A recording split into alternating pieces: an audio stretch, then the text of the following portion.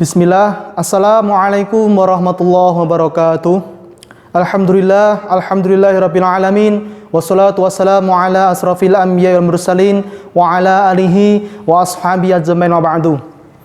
Anak-anak sekalian, bagaimana kabarnya di rumah? Ya, saya harap semuanya masih menjaga kesehatannya. Ya, jangan lupa belajarnya dan juga mengaji hafalannya jangan sampai dilupakan. Ya, anak-anak sekalian, kali ini bertemu lagi dengan Ustadz Gibran ya di pelajaran fikih ya.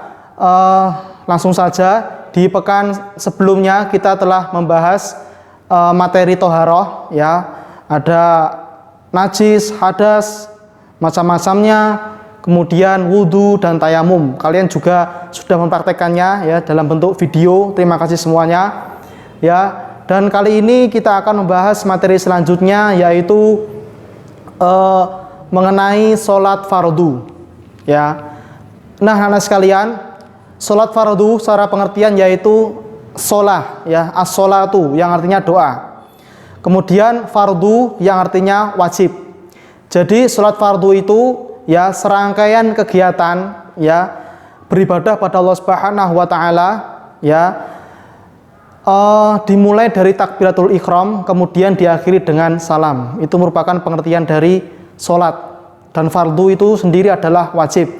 Kemudian anak sekalian, pada dasarnya sholat itu dibagi menjadi dua ya, sholat fardu dan juga sholat tatawu ya. Sholat fardu adalah sholat wajib tadi, kemudian sholat tatawu itu adalah sholat sunnah atau sholat rawatib. Kemudian anak sekalian, sholat fardu ini sendiri dibagi menjadi dua ya, dua macam, yaitu sholat fardu ain kemudian fardu kifayah ya. Fardu ain ini bermakna yaitu harus dilakukan oleh setiap individu muslim ya. Jadi ketika ditinggalkan, tentunya individu muslim yang telah mencapai balik ataupun mencapai ketentuan-ketentuan yang diwajibkan dia itu untuk melaksanakan sholat ya. Jadi fardu ain ini ketika ditinggalkan oleh setiap muslim, maka dia akan menanggung dosa. Kemudian ada juga fardu kifayah. Jadi fardu kifayah ini telah gugur kewajibannya ketika sudah dilaksanakan oleh kelompok atau orang tertentu. Misalnya sholat jenazah ya. Jadi sholat jenazah misalkan di suatu kampung ya, sudah ada yang melaksanakannya, kita yang tidak berangkat sholat jenazah itu tidak dikenai sanksi dosa. Apabila sebaliknya di suatu kampung itu tidak ada satu sama sekali yang melaksanakan sholat jenazah, dan kita pula yang termasuk tidak melaksanakannya, maka semuanya mendapatkan dosa termasuk kita. Itu merupakan macam-macam dari sholat fardu. Kemudian anak sekalian ya, syarat dari sholat fardu adalah yang pertama Islam, kemudian balik, kemudian berakal sehat, telah tiba waktunya, dan juga suci dari najis maupun hadas ya. Jadi itu merupakan syarat ketika kita melakukan sholat fardu. Kemudian anak sekalian ya, rukun dari sholat fardu adalah ya, yang pertama niat ya. Tentunya setiap amalan itu tergantung oleh niatnya. Innamal a'malu binniyah.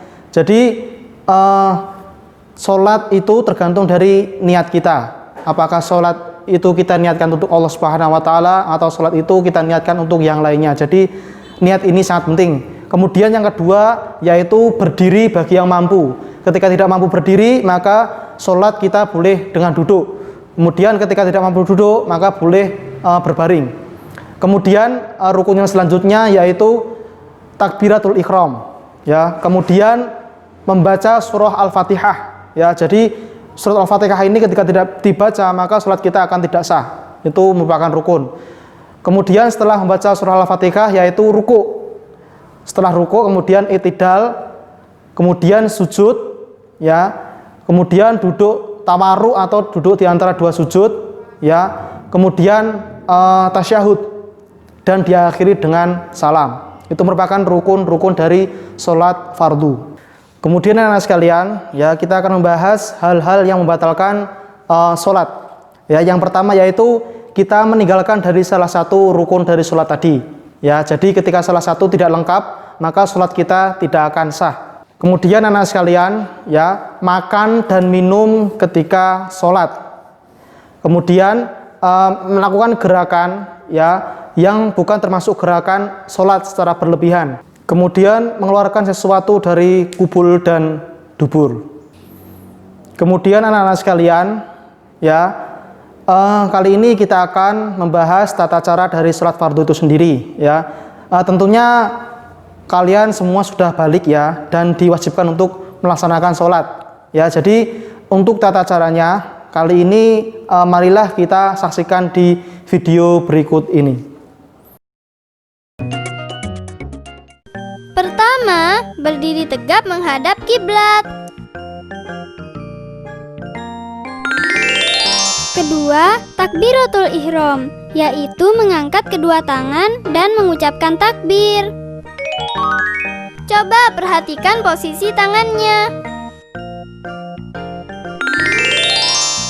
Ketiga adalah sedekap. Tangan diturunkan dan diletakkan di atas dada. Coba perhatikan posisi tangannya. Urutan keempat adalah ruku. Coba perhatikan posisi badannya. Kelima adalah iktidal atau bangkit dari ruku.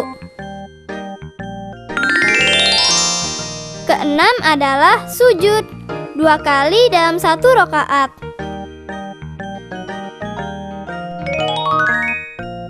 Coba perhatikan gambar ini.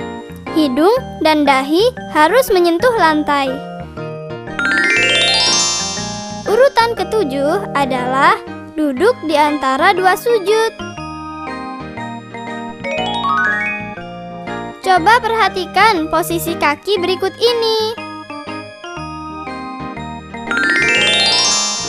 Kedelapan adalah tasyahud awal.